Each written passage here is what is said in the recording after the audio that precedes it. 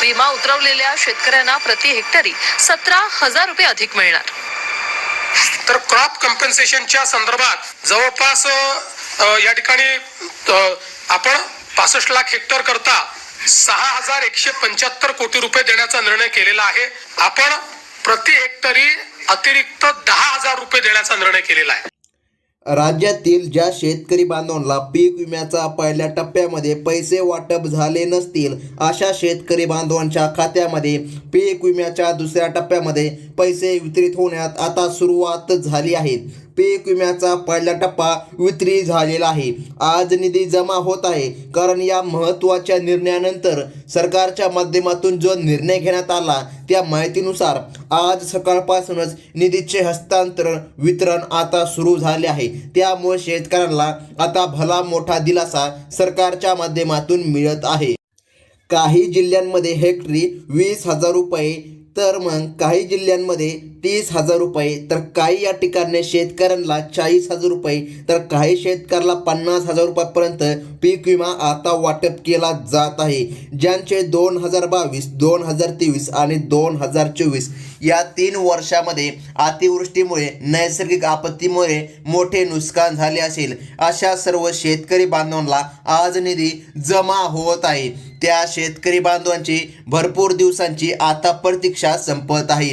काही जिल्ह्यांमध्ये 20,000 रुपये येणार आहे, तर काही जिल्ह्यांमध्ये 30,000, तर काही ठिकाणी 50,000 असा निधी आज या ठिकाणी शेतकऱ्यांच्या खात्यात जमा होत आहे. महाराष्ट्र राज्यातील 36 जिल्ह्यापैकी 12 जिल्ह्यांमध्ये पहिला टप्पा वितरित झाला असून लवकरच तिसरा टप्पा आता वाटप होणार आहे. पहा शेतकरी बांधवांनो, सरकारच्या माध्यमातून आज या ठिकाणी टोटल 12 जिल्ह्यामध्ये निधी वाटप होत आहे. सरकारने सांगितल्याप्रमाणे या टप्प्यांमध्ये पीक विम्याचे पैसे आता वाटप होत आहे. हेक्टरीप्रमाणे आता निधी येत आहे. पीक विम्याची वाट पाहणाऱ्या सर्व शेतकऱ्यांची प्रतीक्षा आता संपत आहे. पहा शेतकरी बांधवांनो, मागे पहिला टप्पा वितरित झाला, आज दुसरा टप्पा या ठिकाणी वितरित होत आहे. खऱ्या अर्थाने शेतकऱ्यांच्या खात्यात पैसे वाटप व्हायला आता सुरुवात झाली आहे. तुमचा जिल्हा प्रमुख जिल्ह्यांपैकी जर असेल तर तुमच्या खात्यामध्ये आता पैसे वाटप होत आहे. ज्यांचे 3 वर्षामध्ये 2022, 2023 आणि 2024 अतिवृष्टीमुळे नैसर्गिक आपत्तीमुळे मोठे नुकसान झाले असेल त्यांनी पंचनामे पहा. सरकारच्या माध्यमातून जे काय पंचनामे झाले त्या पंचनाम्याच्या माध्यमातून तुम्हाला 100% पीक विम्याचे पैसे आज या ठिकाणी मिळत आहे. जर तुमच्या शेतामध्ये पीक विमा जरी नसेल झाला, परंतु तुम्ही पीक विमा भरला असेल तरी देखील आज तुमच्या खात्यात निधी येत आहे. आता यादी महत्त्वाची आहे. पहा आता या ठिकाणी यादी जाहीर झाली आहे. हा पीक विमा 2022, 2023 आणि 2024 या 3 वर्षांचा एकत्रितपणे वाटप आता होत आहे. 2022 ते 2023 मध्ये भरपूर शेतकरी बांधवांना पैसे भेटले नव्हते, तसेच 2024 मध्ये झालेल्या नुकसानीचे पैसे देखील बाकी होते. त्याच अनुषंगाने या पीक विम्याचा पहिला टप्पा आजवर वितरित झाला आणि या ठिकाणी आज दुसरा टप्पा जमा होत आहे. आपल्या राज्याचे कृषी मंत्री दत्ता मामा भरणे यांच्या माध्यमातून या पीक विम्याचे पैसे थेट पात्र शेतकऱ्यांच्या खात्यामध्ये वितरित करण्याचे आदेश देण्यात आले आहे. आज निधी जमा होत आहे. भरपूर शेतकरी बांधवांना आता बघा सोयाबीन, कापूस, तूर, मूग, हळद, ज्वारी, बाजरी अशा 50 पिकांच्या नुकसानीसाठी जास्तीत जास्त पीक विमा आता जमा केला जात आहे. या 50 पिकांपैकी कोणत्याही पिकाचे नुकसान झाले असेल तर तुम्हाला पीक विम्याचे पैसे आता वाटप होत आहे. या ठिकाणी तालुकानिहाय पीक विमा रक्कम आता जाहीर झाली असून 75% पीक विमा यादी वर्ष 2024 32 जिल्ह्यांना जाहीर झाले आहे. 2022 मध्ये पिकं झोपलेली होती, तर 2025चा पीक विमा सुद्धा तात्काळ वाटप करण्याचे आदेश सरकारच्या माध्यमातून आता आले आहेत. तर शेतकरी बांधवांनो, 2025चा पीक विमा कधीपासून वाटप होईल, तसेच तुमचा अर्ज पात्र ठरला आहे का याची माहिती देखील आता तुम्हाला मिळणार आहे. सर्वात अगोदर 2022, 2023 आणि 2024 या 3 वर्षाचा पीक विमा आज निधी जमा होत आहे. राज्य सरकारने दिलेल्या माहितीनुसार सरसकट सर्व शेतकऱ्यांच्या खात्यामध्ये पीक विम्याचे पैसे वाटप होणार नाहीत. जे शेतकरी बांधव पहा या पात्रतेमध्ये बसत असतील त्यांच्याच खात्यामध्ये पैसे वाटप होतील, अशा प्रकारची माहिती आज सरकारच्या माध्यमातून आली आहे. निधी आज शेतकऱ्यांना मिळत आहे. या पीक विमा योजनेत बऱ्याच प्रकारे घोटाळे झाले असून अपात्र लोकांनी अर्ज भरून दिले होते असे दिसून आले. त्यामुळे जे खरोखर लाभार्थी शेतकरी असतील त्यांच्याच खात्यात मागील 3 वर्षांचा पीक विमा आज या ठिकाणी एकत्रितपणे जमा होत आहे. बघा शेतकरी बांधवांनो, आज निधी जमा होत असलेल्या जिल्ह्यांची यादी सरकारच्या माध्यमातून जाहीर करण्यात आली आहे.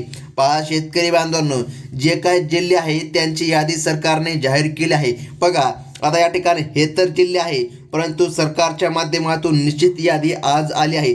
खरीप आणि रब्बी हंगामासाठी देखील या ठिकाणी सरकारच्या माध्यमातून यादी जाहीर झाली आहे.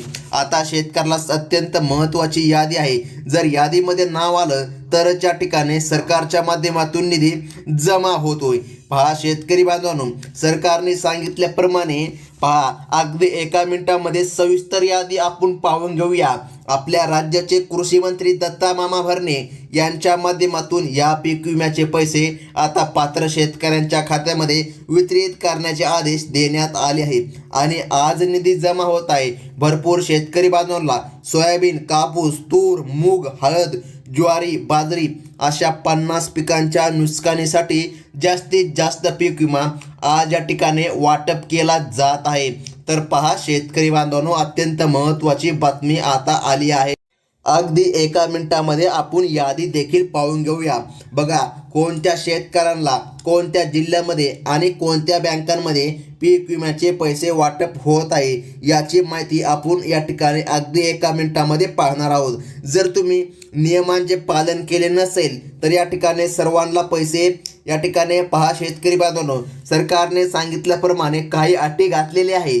त्या अटीच्या पात्रतेनुसारच तुम्हाला निधी मिळणार आहे. बघा फक्त तुम्ही या पीक विम्यापासून वंचित राहू शकता, कारण की बघा तुम्ही अटी व नियम समजून घेत नाही. आता अटी व नियम समजून घेणे अत्यंत महत्त्वाचं आहे. यादी पीक विम्याची आपण लगेच पाहूया. त्यासोबत बँकांची यादी पण सरकारने जाहीर केली आहे. त्यामुळे जर तुम्हाला वाटत असेल की आपण पीक विम्यापासून वंचित राहू नये, आपल्याला पीक विमा यावा, तर शेतकरी बांधवांनो तुम्हाला महत्त्वाची कामे पाहणं अत्यंत गरजेचे आहे. पहा बँकांची यादी देखील सरकारच्या माध्यमातून आता जाहीर झाली आहे.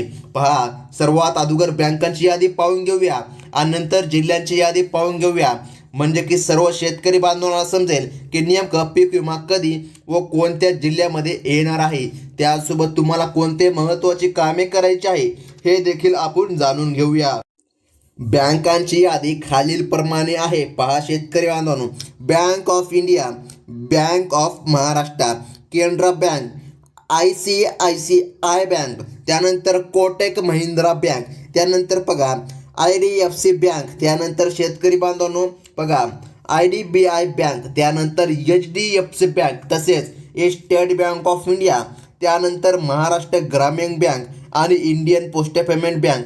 यासोबत सरकारी पहा सहकारी, खाजगी पतसंस्था, सोसायटी अशा सर्व बँकांमध्ये सरकारच्या माध्यमातून आज निधी जमा होत आहे अशी माहिती सरकारच्या माध्यमातून आली आहे.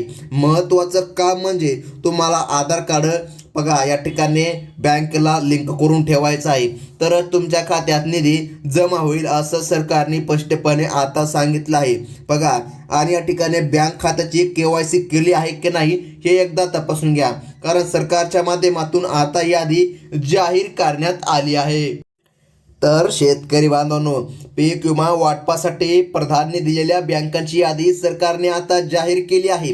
पहा या यादीमध्ये जालन्याचा पण या ठिकाणी समाविष्ट झाला आहे. त्यानंतर छत्रपती संभाजीनगर, पहा ज्यालाच की औरंगाबाद असे देखील म्हणतात.